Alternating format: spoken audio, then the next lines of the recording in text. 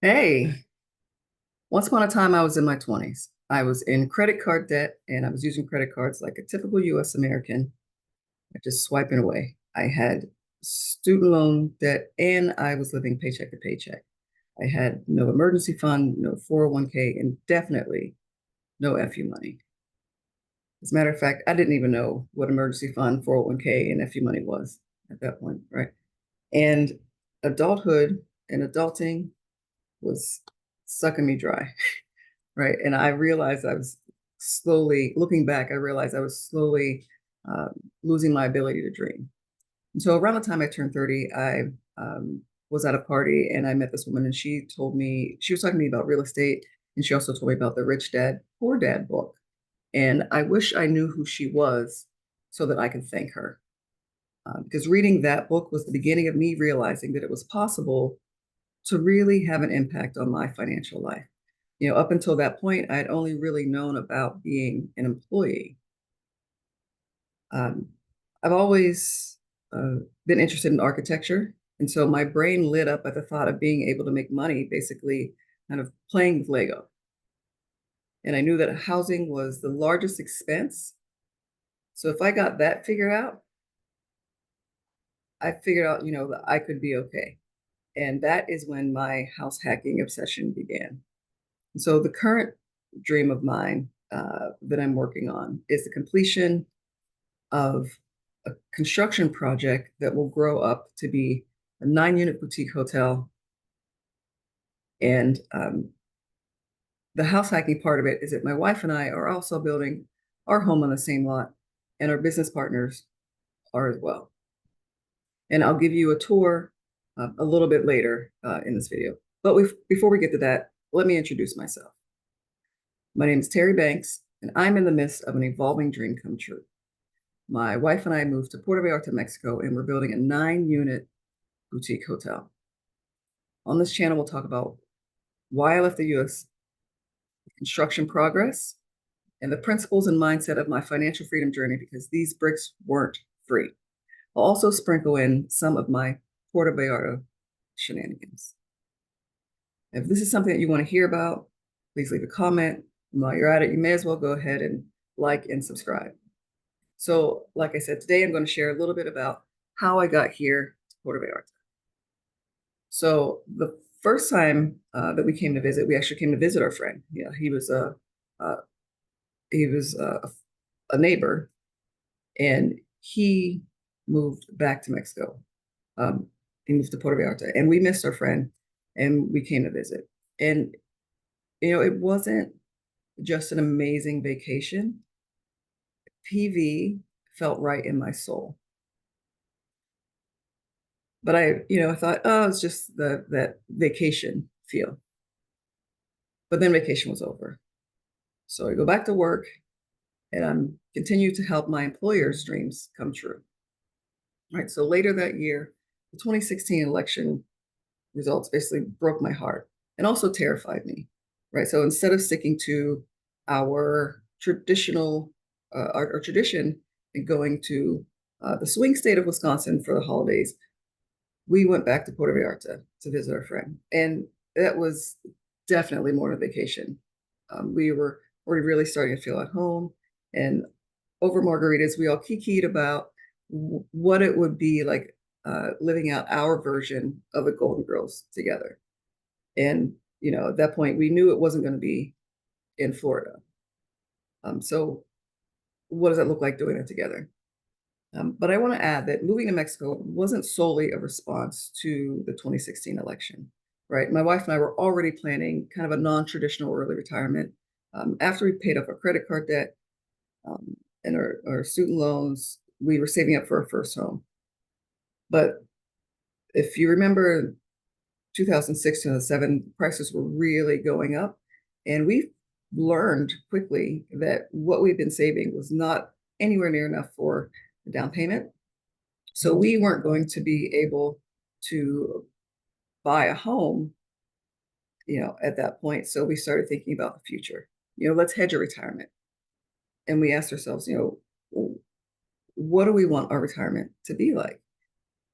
And somehow Costa Rica got on our radar, and we were really attracted to the fact that the military budget was gotten rid of, and all those funds were focused now on education, healthcare, and that just felt really good to us. So we ended up buying a lot in 2007.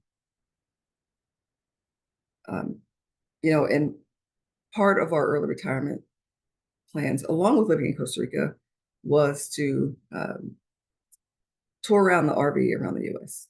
Now, when I was a kid, one of the jobs that I thought would be really cool was to drive a big rig. Now, granted, that was before I understood that people have jobs to pay bills. And just because I thought that it would be fun to go on road trips with my friends, there's a lot of seats in those.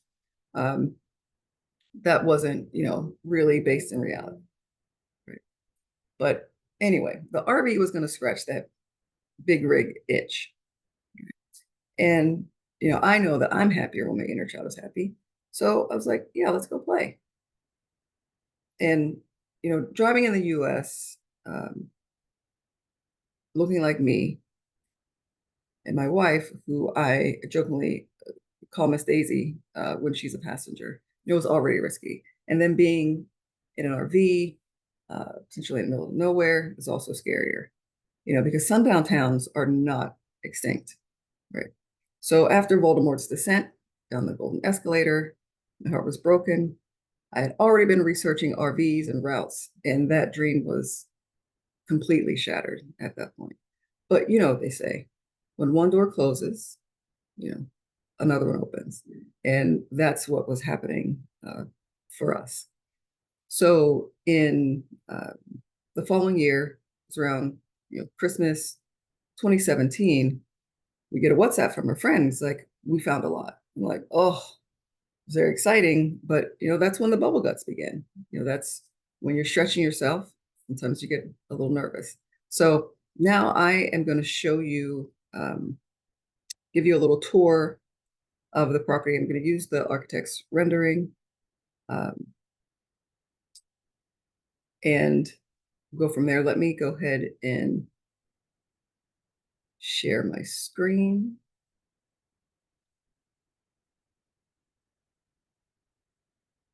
Okay, so here it is. This is soon to be Casa Politas. So you walk up the stairs, you enter this door, and then here will be an outdoor kitchen, kind of a hangout space, a pool that's kind of underneath these 4 rooms. But if you walk down, there's some stairs. This is one of the guest rooms, and there's also a full bath for guests of the pool. Go up these stairs, 4 units, more hangout space, a smaller dipping pool. Up these stairs, 4 more rooms, pool, hangout space. And then here is my wife and I's place, and then above ours will be our business partner's place. So that is Cascalitas. It is in progress. I apologize, I was not able to get the video, figure out the video for this today. But if you'd like to see it, please just let me know. So, but I also want to point out that it's really designed with groups in mind. So someone could rent out these 4 and have this whole level to themselves, if they wanted to have an event, a smaller event, or take over the whole place if you want a slightly bigger event. Again, it's a total of 9 rooms. So I'm going to stop the share right now. So that is our current dream. Right? And it was quite a journey to get to this point. And the 2 major hurdles that I faced, especially in the beginning of my financial journey, was learning how money works and also the mindset.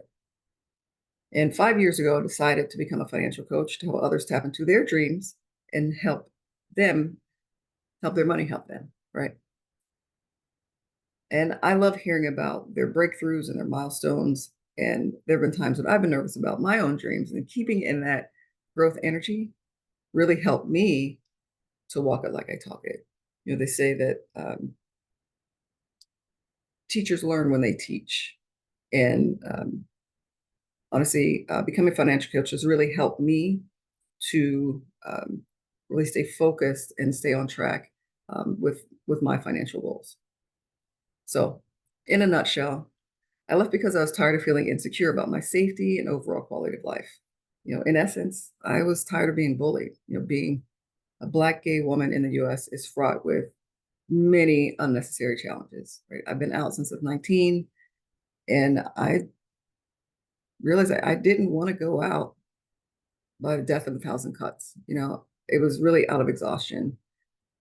I stood up for myself and proclaimed that the way I felt in my soul while I was on those 2 vacations was the way that I wanted to feel every day.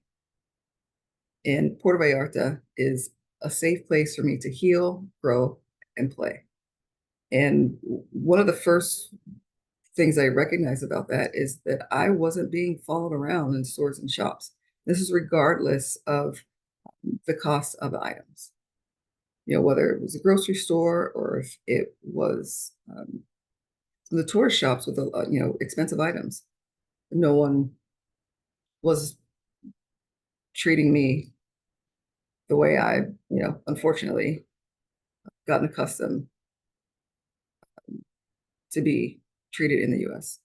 So here we are, around 8 years later, and the 2024 election season is underway, right? And it's even more terrifying than it was in 2016. I remember what it felt like then, and for me. And so I'm making this video because I felt that maybe there was someone out there who would benefit from me sharing my journey. And it's good motivation for me to learn how to document this time in my life. Because these are, I'm basically going to be taking photos and video of my baby, right? Casablantes.